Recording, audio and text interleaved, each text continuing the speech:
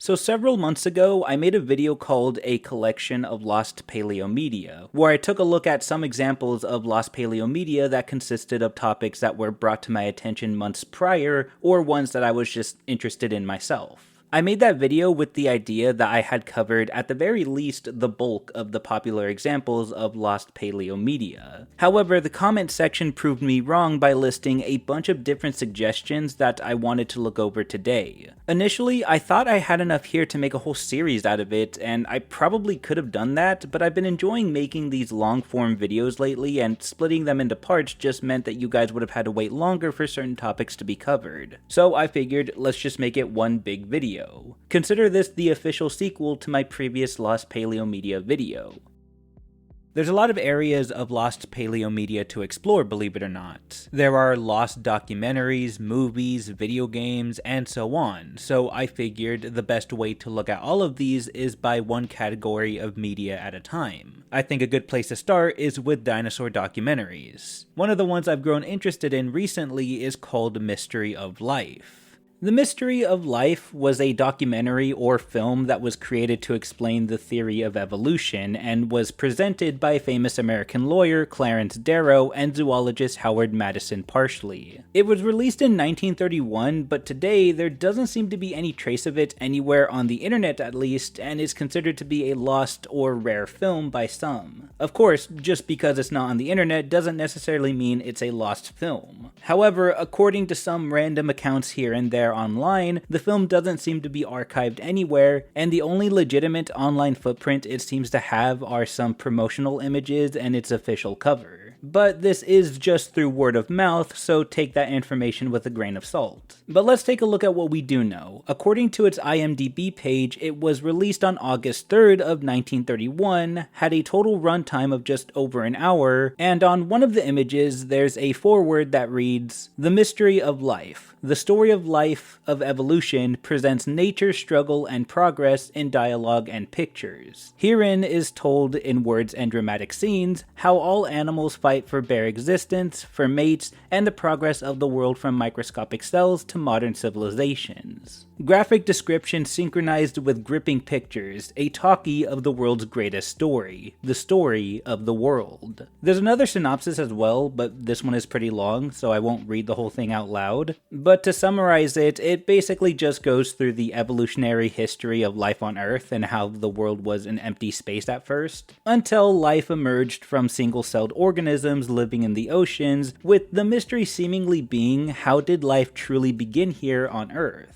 Despite the mystery, the main bulk of the movie seems to be focused on the evolution of life itself and how these single-celled organisms would lead to the modern world as we know it today. Luckily, IMDb isn't the only reference we have for this movie. In fact, there's a much more descriptive article I found on the Mystery of Life from a site called National Center for Science Education, and the article is called Censoring Darrow. It talks about a segment of Clarence Darrow's autobiography that discusses his interest in evolution and how he got the opportunity to be a part of a movie that was based all around the idea. The screenplay for the movie would be written by Parsley, and it was directed by George Cochrane. It would feature Parsley and Darrow in a conversation with, quote from the Times Review, according to the article, "Professor Parsley gives most of the actual scientific material, Mr. Darrow contenting himself mainly with the whimsical, pessimistic remarks for which he is known." The article also reveals that most of the clips featuring the dinosaurs were reused clips from other movies like 1918's The Ghost of Slumber Mountain and 1925's The Lost World. Along with that, the movie was said to also be controversial even before its release. The New York State Board of Censors apparently got involved because some of the documentary featured mating sequences that were considered to be too obscene for general audiences, I guess. Apparently, there were copulation scenes that involved snails, spiders, and praying mantises, and some scenes that showed naked women as well. However, when there was a request to reconsider cutting these scenes out, the Board of Censors backed off a little bit, letting certain scenes stay in the movie. Of course, it's hard to tell what did and didn't get cut since we don't have the movie available for us to watch, but it's just an interesting look into the backstory of one of the earliest dinosaur-related documentaries out there. Well, I mean, I guess not really out there, considering it's lost and all. How this documentary became lost, or if it's even fully lost, is a bit of a mystery. Like I said earlier, information about it is pretty scarce on the internet, but it's possible there might be more information about it in other formats out there. If you guys know anything else about it, let me know in the comments down below. Okay, so while I was editing this part, I ended up finding just a slight bit more information on the mystery of life. Recently, I decided to buy myself the Dinosaur filmography to help me with research on future projects, and it's already paying off. It's basically like a history book for dinosaur movies, and it even has a section on the mystery of life. While it does say it uses stock footage from Willis O'Brien's previous works, the section showcases a still, implying to be straight from the Mystery of Life film itself, which shows a pterosaur of some kind guessed to be a Rhamphorhynchus. It's possible this image belongs to more stock footage of some other work, but it doesn't look very familiar to me. If it does and you recognize it, let me know where it belongs and what it might be. Regardless if it's original or not, it's noted that this is one of the few known existing stills from the movie itself. Another example of a lost documentary was Hull Train's Barosaurus short, but honestly, I'm not entirely sure if this one is fully lost. So this one is a bit of an obscure one that was recommended to me in my last Lost Paleo Media video. Hull Train has been a creative designer, sculptor, and animation director on multiple natural history and science-related projects for documentaries and museum exhibits. A lot of these included dinosaur-related projects, one of them being a 5-minute short featuring a sauropod dinosaur called the Barosaurus. I really couldn't find anything on this short aside from a brief summary of it that's on Train's bio for the Wonderworks Exhibits website. According to this summary, the short was made for the American Museum of Natural History in 1995. The film itself was about what scientists know and don't know about extinct animals, with the Barosaurus being used as an example. Train had shot, produced, and directed the film, along with directed the sculpting and animation process for the animals as well. Lastly, Dr. Lowell Dingus, a research associate and fossil exhibit director for the American Museum of Natural History, wrote the script for the film. I'm assuming it's one of those cases where the short is kept safe by either Hull Train himself, the archives of the American Museum of Natural History, or both, and that it's just not available to the general public, which is typically how a lot of these things are. So technically it's not lost, but it still constitutes as lost media just because it's not readily accessible to us. Then there's the fact that this is just speculation. I have no idea if there's any archive of this 5-minute short on Barosaurus, so if there isn't, then yeah, technically that's complete lost media. But again, it's just speculation. Moving on, I realized that I've reached a point on my channel where whenever I cover Lost Paleo media, I'm pretty much obligated to mention some Lost Walking With examples, just due to how much of it there is. I always seem to miss out on a couple of things here and there when it comes to Lost Walking With content. Every time I think I've covered everything, something else comes along that I either didn't know about or just completely forgot to incorporate in my video. Luckily, I remembered the Lost Walking With Cavemen documentary that people have mentioned before. Obviously, the documentary itself is not lost, but it's still involved with an example of lost media. Walking With Cavemen is the third entry of the Walking With series that focuses on, well, cavemen. In this 4-part miniseries, it explores human evolutionary history by showcasing the brutal and primitive lives of early hominins. There were 2 main versions of this show that were released, the British version narrated by scientist Robert Winston and the American version that was narrated by actor Alec Baldwin. However, on February 11th of 2021, someone on Twitter had brought up this image of Nigel Marven on the behind-the-scenes set of Walking with Cavemen, more specifically talking to one of the people playing as the Homo habilis. Wondering about the origins of the photo, this person would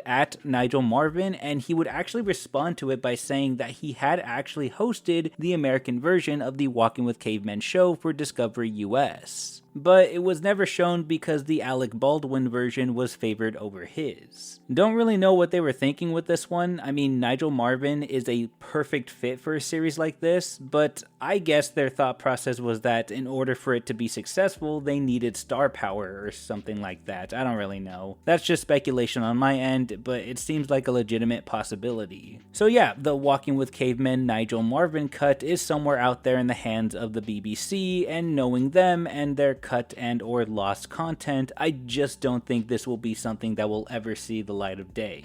The world of lost media can also bring out some of the most obscure examples as well. And a lot of the times, it's due to the media's obscurity that results in them having very little evidence of their existence. And with the lack of evidence, it raises skepticism, which is understandable, especially since there have been many cases in which some lost media have turned out to be fake. But other times, it's hard to tell, and there will probably be no definitive answer to it. One example that I found was an apparent lost dinosaur documentary called Dino Wars. I really couldn't find anything on it, and the only site that mentions this supposed dinosaur documentary was the Lost Media Archives wiki. So take everything here with a grain of salt. According to what this wiki article says, there was a 2005 dinosaur documentary that aired on the Discovery Channel on November 5th under the title of Dino Wars. Apparently, the only piece of information about it online is from a screenshot of the Discovery Channel's archives that show the schedule of the shows that were going to air on November 5th and November 6th. But this screenshot that serves as this lost documentary's only piece of evidence is literally just text in front of a white background. I'm not saying this isn't a screenshot of the actual Discovery Channel archives, but it's not like this would be a hard thing to fabricate. I tried looking up the other shows and I found instances of Iceman, Cold Case Solved, and Before the Dinosaurs, which was the alternative marketing name for the Walking with Monsters miniseries that actually first aired on November 5th, 2005. As far as Rise of Man goes, I couldn't find anything with that title associated with the Discovery Channel. So who knows, maybe that's lost as well, given it even exists. But with the dates listed on the supposed screenshot, I think it's implied that the show did air. So hey, if any of you remember watching the Discovery Channel around early November of 2005, then you probably watched this show and didn't realize that it's now considered lost media. Personally, I don't know how to feel about this one. I just don't know if it's true or not. But if you guys have any more information on this one, let me know in the comments below. Moving on from documentaries, there's also a few examples of lost dinosaur and or paleo movies that have become lost over the years. Really, there's nothing too major or even obscure that has been lost in this area of media. Some of the more infamous examples include the lost scenes from movies like the Jurassic Park trilogy, which has a lot of little stuff here and there that were cut mainly for the sake of time. And of course you have 1933's King Kong, which had the infamous lost spider pit scene, with rumors saying it was cut due to the first screenings of the film resulting in people running out of the theater in fear of the giant bugs and monsters depicted in the scene. Both of these topics have already been looked at extensively here on YouTube, so I'm not going to spend much time on them. Well, okay, maybe I'll check out one example from Jurassic Park, but I don't really want to check out anything from their actual movies. Instead, I'll check out the Lost Escape from Jurassic Park pitch trailer. Yes, I know, it's not a movie, but I'm loose with the rules, okay? Sue me. I'm sure most of you Jurassic Park fanatics watching this video are well aware of the cancelled Escape from Jurassic Park TV show. For those of you that aren't, after Jurassic Park proved to be a financial success, there were different ways the movie was going to be commercialized and continued, and one of the initial ideas for this was an animated TV show. This show, Escape from Jurassic Park, was going to be a more mature show made for primetime television, but was still going to be made with the intention of it being enjoyed by people of any and all ages. Universal Cartoon Studios was going to hire top-of-the-line writers and give the show a graphic novel look by combining CGI with traditional animation. For the designing of the artwork itself, William Stout was called up by Will Mugniet, who would ask if he was interested in helping out with the project. Stout was, and came in for an interview to show off his portfolio, and he was hired. He and the team would create this pitch trailer for the series to show to Spielberg himself, to kind of give him an idea of what it would look like and the kind of tone it would have. All there was to do then was to wait for Spielberg's approval. However, nothing came to fruition. According to Stout's blog post, he said that he had heard rumors that Spielberg never bothered to even watch it, as he grew tired of all the commercializing that was being done after Jurassic Park's success. As a result, the show never got made. The only thing that we have left of the show is the pitch trailer that was only made early on as a sort of demo, and unfortunately for us, that's not even available for the public. However, it's not completely lost, because while yes, it's not available anywhere for us to view, Stout did say on his blog that he had a copy of the trailer himself. And because it was initially made for Universal and of course has the Jurassic Park title, there's most likely some kind of copyright barrier that's keeping Stout from releasing the trailer on his own. That or he just doesn't care enough to. But there are two images of the trailer that have surfaced on the internet, which is a little peek at what the show would have looked like. Both of the available images show a pteranodon flying near an InGen helicopter, which is heading towards what is no doubt Isla Nublar. In the corner of the screen, you can see the logo that says InGen Ops with another animated rendition of Mr. DNA, which is pretty cool. This was something that was brought to my attention by one of my moderators, Electric Boogaloo, and according to him, these images actually originated from a fan group that had gotten their hands on the trailer, but never released it for unknown reasons. I mean, unknown within their own group, but let's be honest, even if they did release it, there would probably still be copyright problems ahead. This was apparently back in 2019, so who knows if they still even have it or not. Okay, but for real now, let's get off the topic of Jurassic Park. Instead, we should direct our focus to the more superior film Carnosaur, which to my surprise actually has at least one example of lost media. Carnosaur is a dinosaur horror movie that was released around the same time as Jurassic Park as a way to capitalize off of it, and as a result, many people see it as the Jurassic Park ripoff. But it was actually based on a book with the same name that predates Michael Crichton's Jurassic Park novel. But that's a video for another time. Going back to its lost media, it's not very big, but apparently at one point there was a Latino dub of the Carnosaur movie that had aired on a Mexican TV broadcasting network called Channel 5. Along with some other Latin American networks as well. And while this dub has never fully resurfaced anywhere online or otherwise, there was one piece of evidence that did confirm its existence. That came in the form of a supposed 2001 commercial from Channel 5. Más tarde, déjate atrapar por el pánico que impondrá la fiereza del carnosaurio.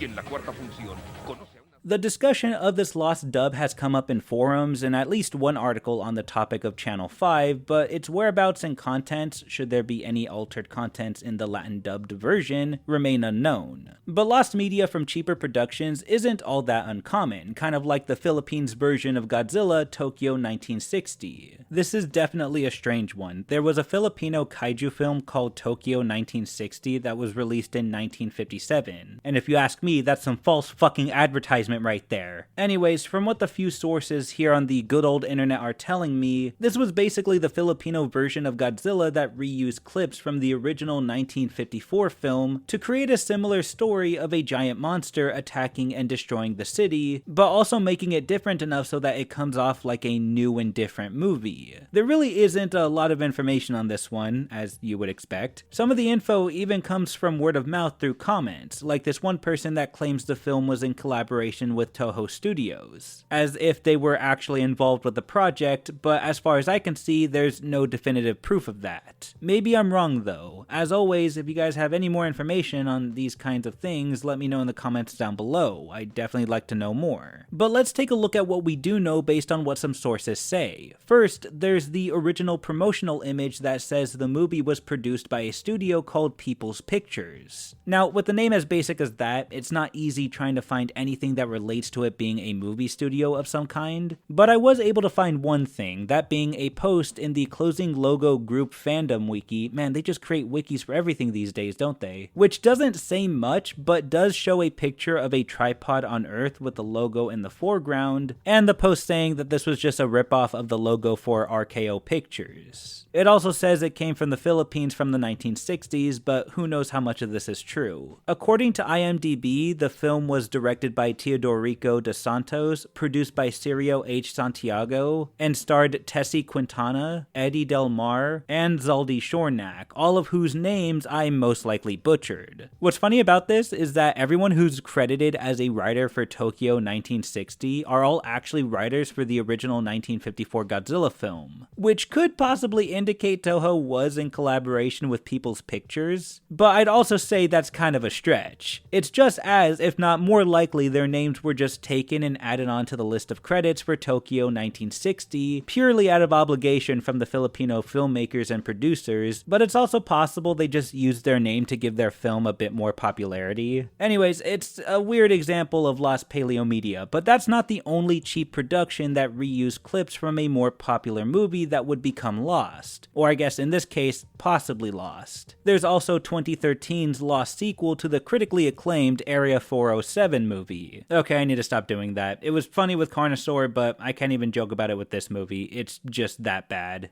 For those of you that don't know, Area 407 is a found footage horror movie about a flight of passengers crash landing in a government outpost that contains a live dinosaur that's now on the hunt for the plane crash survivors. It's often considered by many on the internet to be one of, if not the worst dinosaur movie ever created. So it's kind of funny to know that an apparent sequel was planned and possibly even filmed in 2013, with a trailer of it that released in the same year. The trailer depicts one of the characters from the first movie still in the government outpost, where not only do they have to deal with reused footage of the Jurassic Park T-Rex, but also zombies as well. Despite reused footage from other movies, there were some parts of the trailer featuring original and new footage of the character from the first part, indicating it was filmed for this sequel. So if Area 407 Part 2 was actually filmed and edited, where was it? Digging around their now defunct website that you can access through the Wayback Machine will get you this update on the film from 2013. Suzanne De Laurentiis Productions will begin production on Area 407 Part 2 this spring. After the success of the original found footage film Area 407, the production team is back for more thrills. The film will be directed by Jay Lee, and makeup and special effects will be done by Patrick McGee. Area 407 Part 2 features survivors of the plane crash fighting for their lives in even more terrifying circumstances as more of the horrifying government conspiracy unfolds. Area 407 was released domestically by IFC and premiered on the Chiller Network. Looking into the other companies and names mentioned doesn't really get you anywhere else. So either this film is actually lost, or this trailer was just put together with filmed parts that were only made for the trailer and nothing else, meaning there was never a movie in the first place. This could very well be, and is likely the case, where the movie was just never made. And I don't doubt that there's probably footage out there of the movie that still exists that hasn't been shown to the public. That's not out of the realms of possibility, but I don't really think it's anything that big. But again, I'm loose with the rules, and I can't really find another time where I would ever be talking about this topic again anyways, so there you go. I can't fucking believe I'm speculating the possible whereabouts of a sequel to a stupid-ass movie. What am I doing with my life?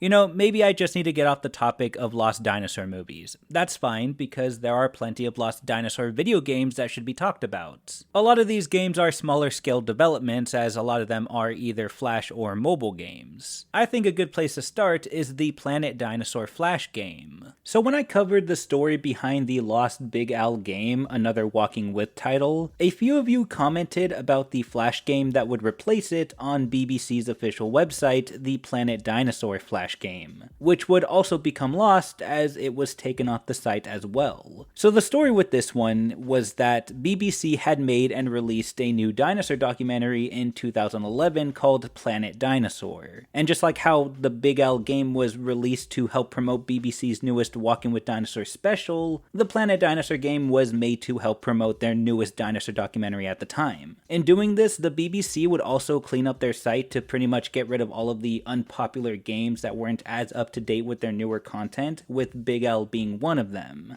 It was replaced by the Planet Dinosaur game that also came out in 2011, but if you go to the site now, you'll see that it's no longer there, with some concluding that it was most likely due to Adobe Flash shutting down in late 2020. Therefore, the game was no longer supported, and BBC probably didn't really care anyways, because at that point, the game would have been about like 9 or almost 10 years old. So by their standards, it was pretty outdated. Unlike the Big Al game, there wasn't as much of an outcry when it came to this game shutting down, and chances are it will most likely stay that way. As far as the game itself goes, going onto the site will only give you a blank screen and a simple synopsis that reads, "Rediscover the lost world of the dinosaurs, from the monstrous Spinosaur to the majestic Paralititan in the all-new game.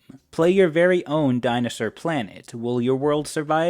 But you can actually find one video of it on YouTube, which might actually be the only one on this platform. And just like the game description says, it's one of those games where you have to essentially raise a dinosaur by feeding it and taking care of it, and when it's full grown, you unlock other dinosaurs to take care of and other resources. And in case it wasn't already obvious enough, the dinosaurs used in the game are the same ones that are featured in the documentary. Seems like a neat, simple little game that will most likely stay lost since no one seems to care for it beyond general curiosity. So in case you couldn't already tell from what I've already covered in this video, the BBC has a lot of lost media, and that's just counting all of their Paleo-related lost media. Along with the stuff that I've already covered, there's also the Lost Sea Monster Adventure Flash game. Sea Monsters was a 3-part miniseries released in 2003 that was part of the Walking With franchise, but was presented in a different way. The special follows zoologist Nigel Marven in his time-traveling and deep-sea escapades of exploring the 7 deadliest prehistoric seas. And like most of these shows, they had promotional games released alongside them, which were typically Flash games that had a simple yet engaging and fun premise to them. Just looking through gameplay footage you can find on YouTube, the Sea Monsters game looks pretty unique. It's built similar to that of a board game where you follow square spaces that make up the border of the screen, and you click on a spinner that will tell you how many spaces you can go. Each space has something different. Some have extra lives for you, others have questions that you have to answer correctly or you lose a life, and some have mini games that you have to complete in order to continue. What's cool is that there are color-coded sections on the squares, and each section is supposed to represent a different time period. So every time you complete a game or a question, you're essentially progressing through the ages of marine life.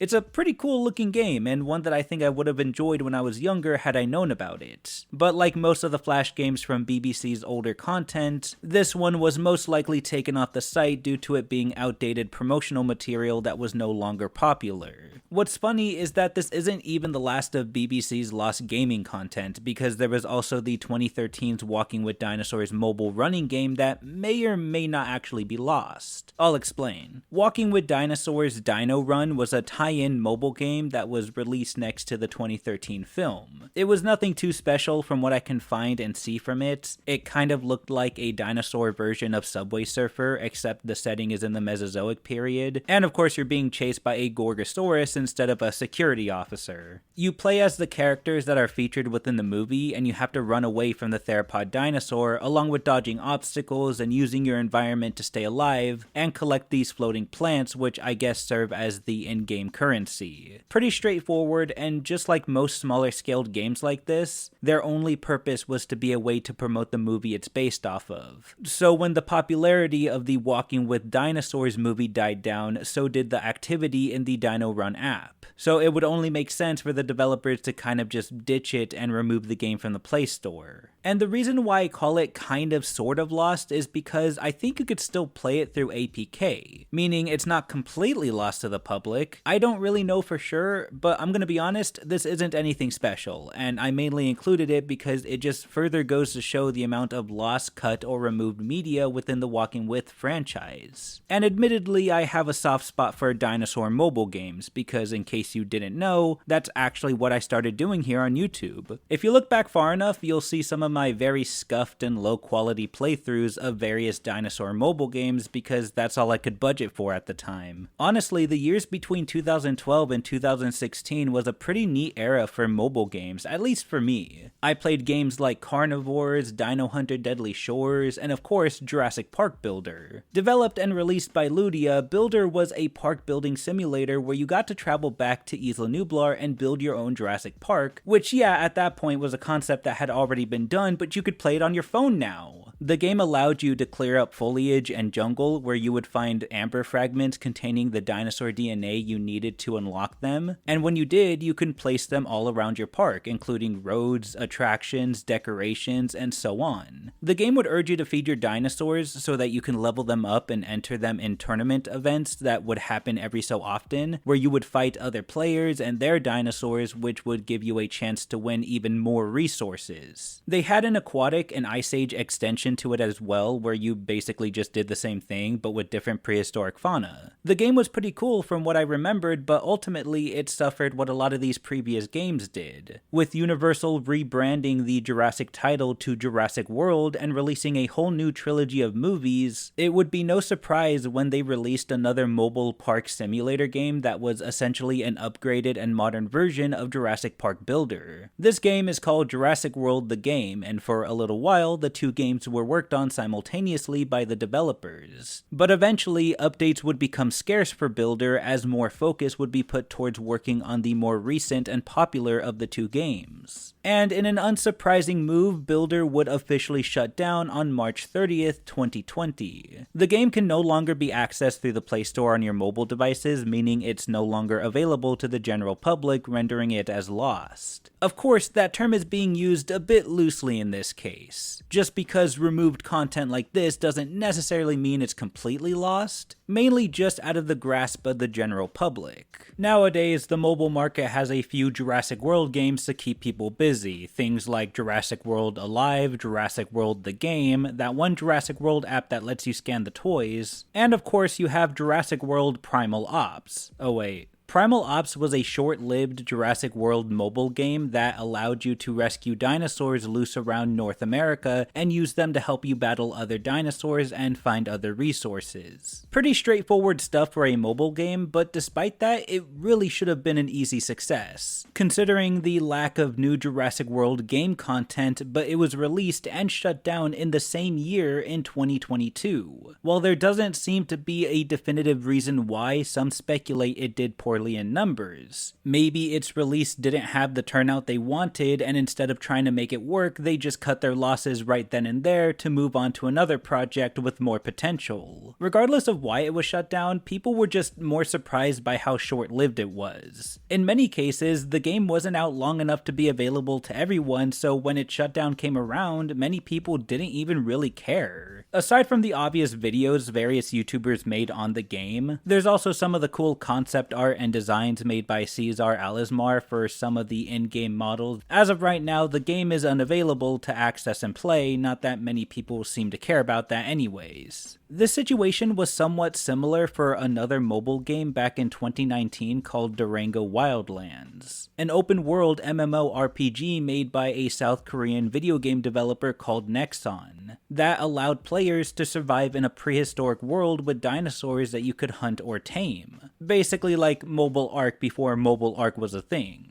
It seemed like a pretty cool survival simulator with original dinosaur designs, multiplayer features, and a whole storyline as well, which the developers ended up concluding near the game's shutdown. It seems like the developers were hoping for a more successful turnout for the game, and when the numbers weren't showing, it was time to ditch it, leaving it completely unavailable to anyone after its shutdown. But it seems like the game might be making a comeback at some point in the near future under a new title called Project DX. We'll see how long that lasts, though.